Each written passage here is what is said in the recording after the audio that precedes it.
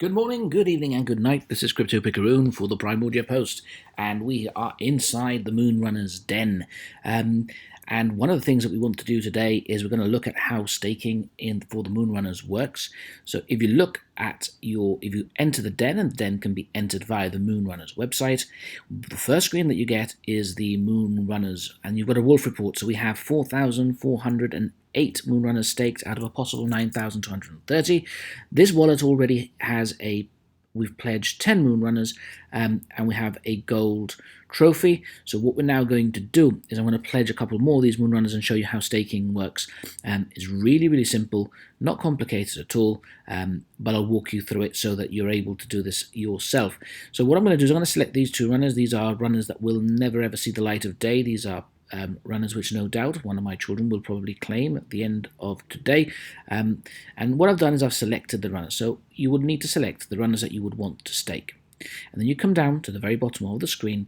There are a number of options. So if I wanted to stake all the runners available, all I need to do is press stake all, and I'll get a set of options. If I want to stake the ones that I have selected, I would need to click on stake, and we'll do that in a second. But let's say that I wanted to unstake some Moonrunners because I've decided that I'm going to transfer them to another wallet, or somebody's made me a 20 ETH offer on one of them because they particularly like a Moonrunner that I have. Well, then I'd unstake it and sell it off probably.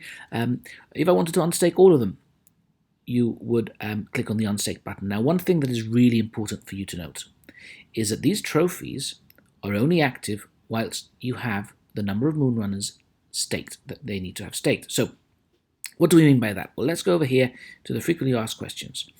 So, in order to get a bronze trophy, I need to stake one Moonrunner for 30 days. Now, let's say I stake a Moonrunner for 30 days, and then I've bought another 4 Moonrunners over the course of those 30 days.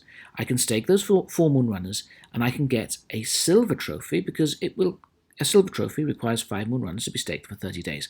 But I don't have to reset the time period. I don't need to wait another 30 days for me to get the silver trophy. As long as you stake your Moonrunners, you'll be able to then claim your silver trophy. But you only have a silver trophy whilst there are 5 Moonrunners staked. If you then unstake 4, the trophy reverts back to a bronze trophy because that's what you have as active. And if you unstake them all, then you have no trophies. So if you wanted to get a gold trophy, you would need to stake 10 Moonrunners, and if you wanted a diamond trophy, you would need to stake 25 Moonrunners. Now, a question that's commonly asked is 2 golds, or are 2 gold trophies better than 1 diamond trophy? No. The diamond trophy is multiplied, it's significantly more than 2 times worth of a gold trophy. The multiples are far greater, and I think when the white paper comes out, we'll probably see that reflected in the calculations of the way that the diamond trophies indicate or work. One of the things that you have to bear in mind that these are soul-bound trophies. In other words, they are soul-bound to the wallet that you have minted them on, or you have gained them on. You cannot sell them, you cannot buy them. The only way of getting one of these trophies is by staking your Moonrunners. Okay, so it's really important that if you want to keep your trophy active, because you will need active trophies for them to be beneficial to you, you have to have that number of runners staked in the den. Okay, so as you can see, I've got 10 Moonrunners pledged. That gives me a gold trophy. Let's go and stake these 2 lovely Moonrunners, and let's see what the process looks like. So when I click the stake button, I will get an option. So this is Pocket Universe. It's simulating the transaction. It's always a useful tool to check that you're not going to get yourself into a dodgy contract. Moonrunners are certainly not dodgy. They're the other end of dodgy. And then once you click on accept, you're going to get the confirmation button. Now, in the first time that you stake your Moonrunners, you're going to get 2 interactions. The first one is to give Moonrunners permission to stake your Moonrunners and access to the whole collection. And then the second one, the second contract interaction, will actually stake your runners. You may need to hit the refresh screen to be able to move on from one to the other once a transaction's gone through. So I'm going to click on confirm, and off it goes. And now the transaction is going to, my MetaMask is going to go off and do this transaction for me, and hopefully it will do it quite quickly.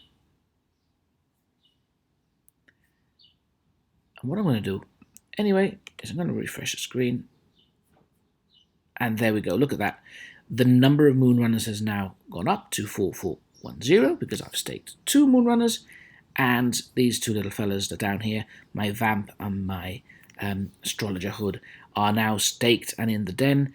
And I now have 12 Moonrunners staked in this particular wallet. So yeah, that's your Moonrunner staking. That's how you stake a Moonrunner within the den. I hope you found this particular video useful and this walkthrough useful. One word of advice from CryptoPicaroon: if you have runners, stake them, stake them, stake them. These trophies are critical. Have a great day.